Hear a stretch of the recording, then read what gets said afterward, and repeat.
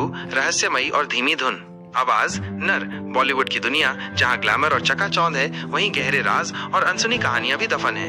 आज हम आपको एक ऐसी ही घटना से रूबरू कराएंगे जिसने 80 के दशक में फिल्म इंडस्ट्री में हलचल मचा दी थी। ये कहानी है दो बड़े सितारों की, संजय दत्त और श्रीदेवी की, और एक रात की जब सीमाएं लांघी गईं। संगीत धीमा होता है।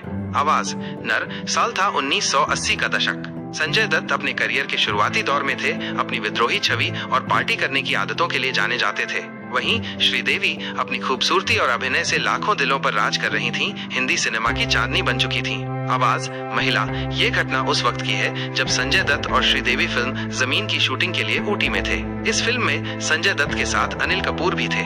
ऊटी की शांत और खूबसूरत वादियों में शूटिंग चल रही थी, लेकिन किसी को अंदाजा नहीं था कि एक रात कुछ ऐसा होगा जो सुर्खियों का हिस्सा बन जाएगा। आवाज नर। उन दिनों संजय दत्त नशे की लत से जूझ रहे थे। उनकी जिंदगी में उथल पुथल थी। कई बार उनके व्यवहार को लेकर खबरें आती रहती थीं। कहते हैं कि ऊटी में भी वे शराब और ड्रग्स के नशे में धुत रहते थे। आवाज महिला। एक रात शूटिंग खत्म होने के बाद यूनिट के सभी लोग अपने अपने कमरों में लौट गए थे। संजय दत्त भी अपने कमरे में थे, लेकिन उस रात उन्होंने कुछ ऐसा किया जिसने सबको चौंका दिया। खबरों के मुताबिक नशे की हालत में संजय दत्त श्रीदेवी के होटल रूम में घुस गए। आवाज नर। यह आधी रात का समय था। श्रीदेवी अपने कमरे में अकेली थी। अचानक दरवाजे पर जोर से दस्तक हुई। जब उन्होंने दरवाजा खोला तो सामने संजय दत्त को नशे में खड़े पाया। श्रीदेवी ये देखकर सन्न रह गईं। वो कुछ समझ पाती इससे पहले ही संजय दत्त कमरे में घुस आए। आवाज महिला। बताया जाता है कि श्रीदेवी ने तत्काल शोर मचाना शुरू कर दिया। उनकी चीख पुकार सुनकर आसपास के कमरों में ठहरे यूनिट के सदस्य और अनिल कपूर फौरन मौके पर पहुंचे। उन्होंने संजय दत्त को कमरे से बाहर निकाला और स्थिति को संभाला। आवाज नर। ये घटना आग की तरह पूरी फिल्म इंडस्ट्री में फैल गई। अगले दिन सेट पर तनाव का माहौल था।